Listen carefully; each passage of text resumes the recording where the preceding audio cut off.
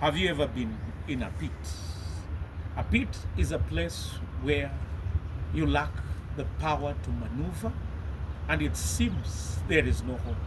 In a pit, though there might be sunshine outside, in the pit there is darkness. Though everything might be bright outside, but in the pit there is despondency and loneliness. Today I want to tell you the story of a man who was thrown into the pit.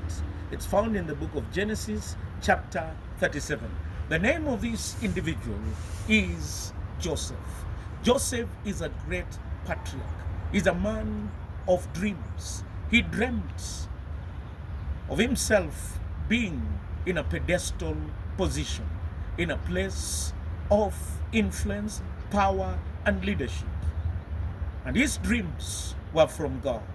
He had a vision, a purpose, and a plan. He was liked by the Father. He loved him. He gave him a coat that was prophetic, and it depicted of his rise to power and divine favor. Joseph was also a man who was hated by the brothers. He shared his dreams with everybody, and they despised him and they planned. And what did they do? They finally threw him into the pit. In the pit, his future was uncertain. Some wanted to kill him, but by divine providence, God had them to sell him to the Ishmaelites, and he went to Egypt. From Egypt, his life changed, and he became a prime minister. I want to say some of us have been placed in the pit by rumors about ourselves, some by our close brethren and people that we stay with. They may have issued falsehoods and may have destroyed your characters. Some are in the pit because their marriages were destroyed by rumors and false information. David was also in the pit. Maybe after his son betrayed him and his son wanted to overthrow him in a coup d'etat and become the king.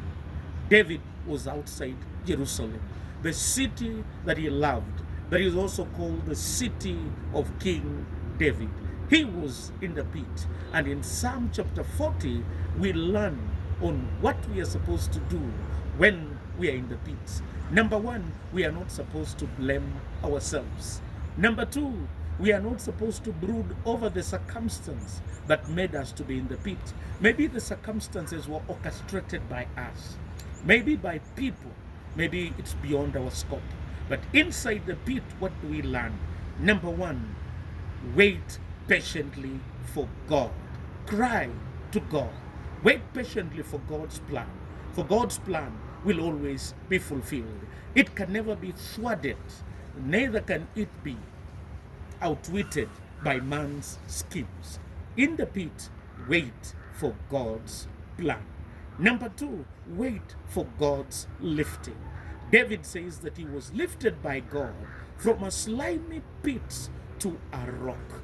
It is only God who is able to lift us from the slimy pit of sin, despair, and despondency, and even drugs and alcohol and abuse. It is God who can lift us from these pits. And from this pit, when he lifts us, he takes us to a place on a rock, to a sure footing. The sure footing is in salvation. The sure footing is on the promises of God. The sure footing is on the providence of God. May God lift you from the slimy pit to the rock.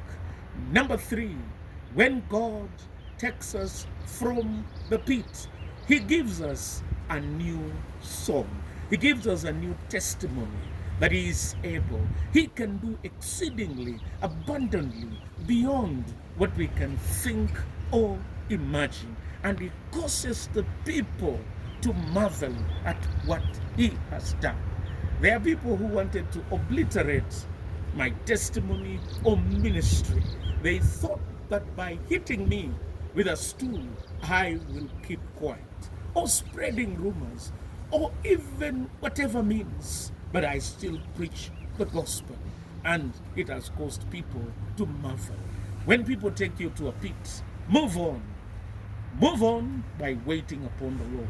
Move on by waiting for God to lift you to a sure rock. The sure rock is not ourselves, but it is Him. Number 3, when you are in the pit, may God give you a new song, a testimony that God can change circumstance, situations, and He can change it to a new song. May God give you music out of the pit that you are in. May the Lord deliver you from all the pits that you are in. Don't despair. Don't blame yourself. Wait upon the Lord. Cry to Him in prayer, and His plan will be fulfilled in your life. Number 2, wait for Him to lift you to the rocks. And number 3, to a sure rock, that is Jesus Christ. Number 3, may you rejoice in the new song that He will give you, a song of deliverance, a song of salvation, a song of providence, and a song of divine love, faithfulness, and goodness. This is the song that I want you to sing this morning from the slimy pit, wherever you are. In the name of God the Father, the Son, and the Holy Spirit.